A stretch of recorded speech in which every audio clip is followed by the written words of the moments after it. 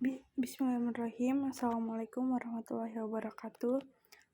Perkenalkan, nama saya Isra Wahdani Halifah Lubis. Saya di sini akan membuat video presentasi mata pelajaran biologi. Saya di sini akan menjelaskan dua materi.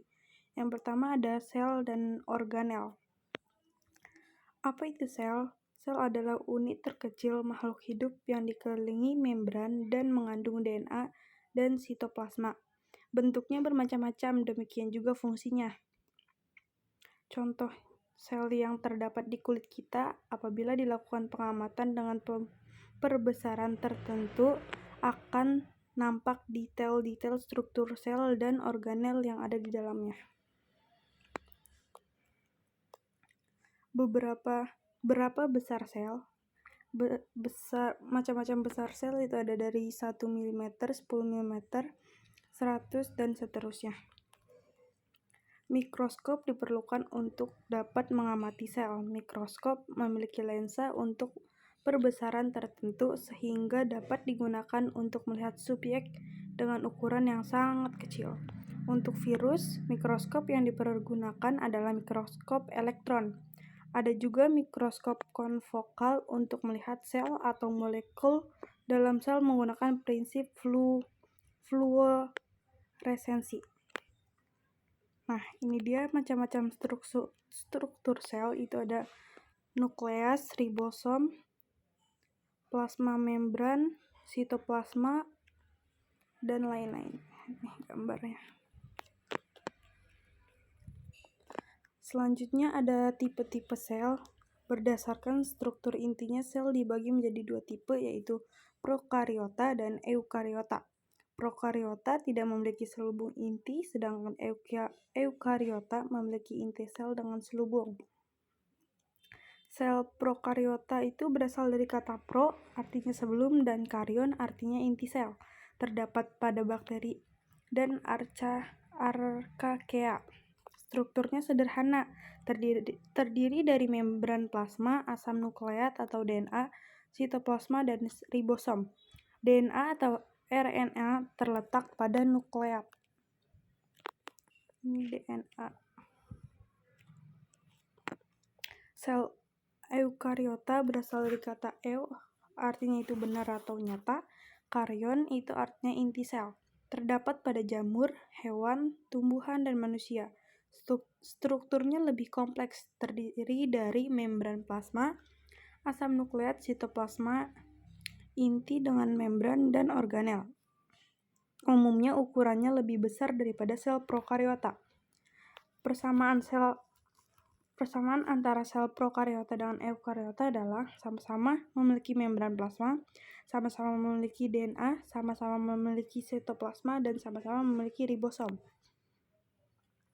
Nah, selanjutnya ada struktur membran sel. Yang pertama yaitu membran plasma memiliki struktur dua lapis fosfolipida atau fosfolipid bilayer, protein dan karbohidrat, memisahkan antara daerah dalam sel dan lingkungan luar sel. Yang ketiga, berperan pula dalam transportasi ion, asam amino, dan gula masuk dan keluar sel. Selanjutnya ada difusi. Difusi adalah pergerakan partikel dan ion dari tempat dengan konsentrasi tinggi ke konsentrasi rendah. Proses difusi melewati membran plasma yang bersifat selektif permeable, membatasi molekul-molekul yang bisa keluar masuk sel. Selanjutnya ada transport aktif, yaitu adalah pergerakan ion dan molekul dari konsentrasi rendah ke konsentrasi tinggi, melakukan energi berupa ATP atau adenosine triphosphate. Ada 3 macam jenis transport aktif. Yang pertama pompa sodium potasium, yang kedua eksositosis, mengeluarkan molekul dari dalam sel ke luar sel. Yang ketiga endositosis, memasukkan molekul dari luar sel ke dalam sel. Selanjutnya ada organel-organel. Organel terdiri dari inti sel atau nukleus, bentuknya pada umumnya bulat, diameternya kurang lebih 5. Pada sel hewan, inti sel terletak di bagian tengah sel. Berisi informasi genetik yang berperan dalam segala kegiatan sel dan pewarisan sifat. Terdapat nukleolus tempat transkripsi RNA dari DNA. Membran inti sel terdiri dari 2 lapis dan terdapat pori-pori atau nuklir por. Inti sel atau nukleus, pori-pori inti sel berperan dalam transportasi protein dari inti sel ke sitoplasma dan sebaliknya. Juga berperan dalam transportasi RNA keluar dari inti sel ke sitoplasma untuk diproses lebih lanjut. Yang kedua ada retikulum endoplasma, merupakan membran interal di dalam sel. Berasal dari kata endoplasmik di dalam sitoplasma, dan retikulum artinya jaring-jaring kecil. Terdapat membran sisterna dan lumen. Terdapat 2 tipe retikulum endoplasma. Yang pertama, retikulum endoplasma kasar. Yang kedua, retikulum endoplasma halus.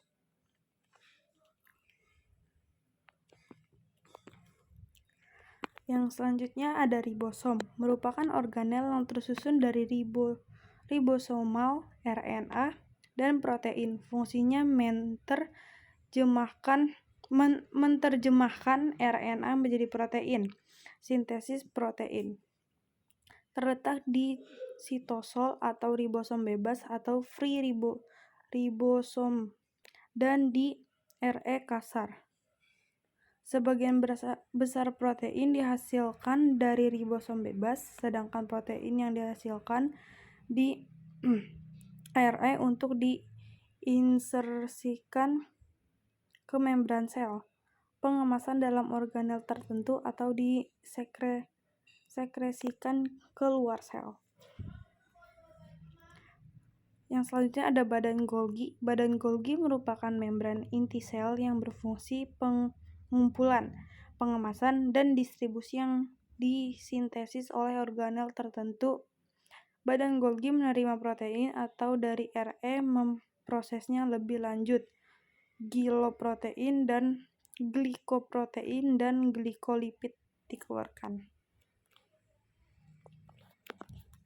Selanjutnya ada lisosom, merupakan kantung bermembran yang berfungsi untuk mencerna makanan, mengandung enzim-enzim degradatif, katalisa pemecahan, karbohidrat, lemak, protein, dan asam nukleat.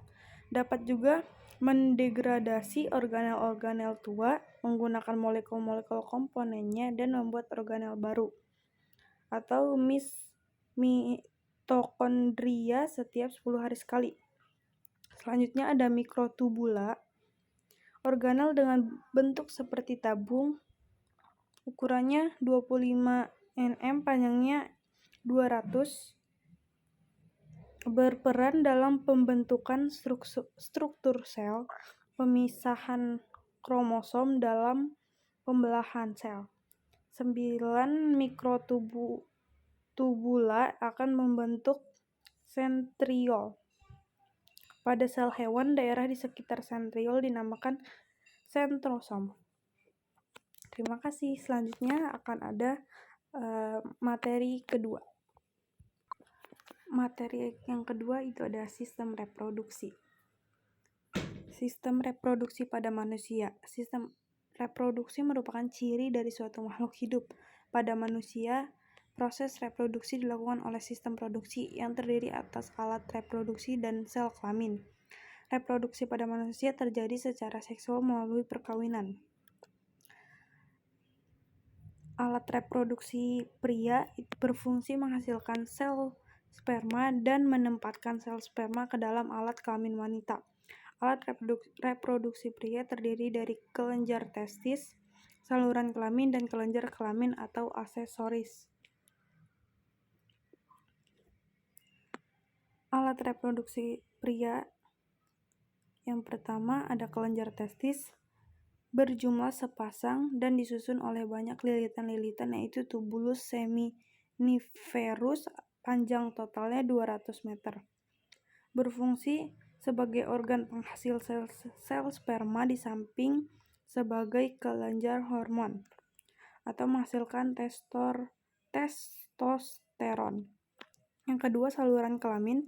Saluran yang berfungsi mengangkut sel sperma dari testis keluar dari tubuh. Berturut-turut dimulai dari epididymis, vas deferens, ductus ejaculatoris, dan berakhir di uretra. Ini gambar anatominya. Yang ketiga ada kelenjar kelamin atau aksesoris, merupakan kelenjar yang menghasilkan sekret sebagai campuran dari sel sperma. Ada 3 jenis kelenjar kelamin, yaitu kelenjar vesica seminalis, kelenjar prostat, dan kelenjar bulboretra. Vesica seminalis menghasilkan cairan yang mengandung fruktosa, prostat menghasilkan cairan alkalis, dan bulboretra menghasilkan sekret lain. Pedalaman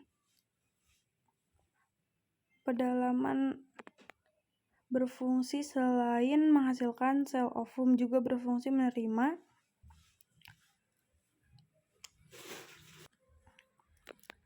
Pedalaman alat reproduksi wanita berfungsi selain menghasilkan sel ovum juga berfungsi menerima sel sperma dan memberikan tempat berkembang bagi embrio yang tumbuh setelah fertilisasi. Terdiri dari ovarium, saluran kelamin, dan kelenjar kelamin.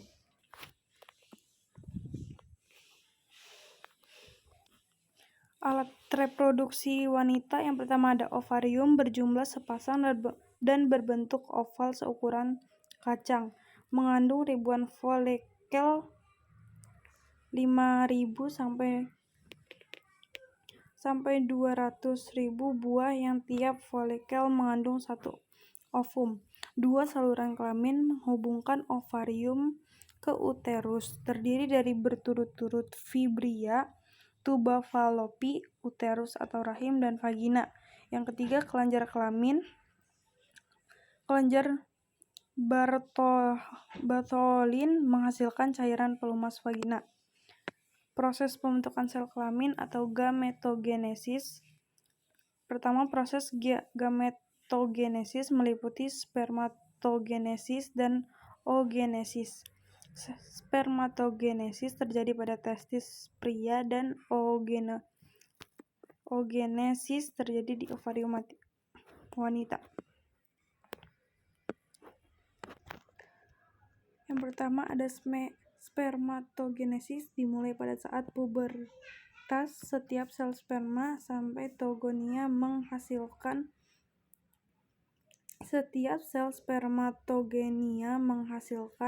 4 sel sperma fungsional. 2. Oogenesis merupakan proses pembentukan sel ovum di dalam ovarium, dimulai pada saat masih embrio dan diteruskan sampai pubertas. Setiap sel oogonia menghasilkan 1 ovum fungsional dan 3 badan polar tak fungsional. Selanjutnya ada siklus menstruasi, terjadi hanya pada wanita dan hewan mamalia tertentu. Siklus menstruasi terdiri dari 3 fase, yaitu fase praovalasi atau proliferasi, fase ovulasi, dan fase peluruhan menstruasi. Sekian materi presentasi yang saya sampaikan, kurang lebihnya mohon maaf. Terima kasih. Wassalamualaikum warahmatullahi wabarakatuh.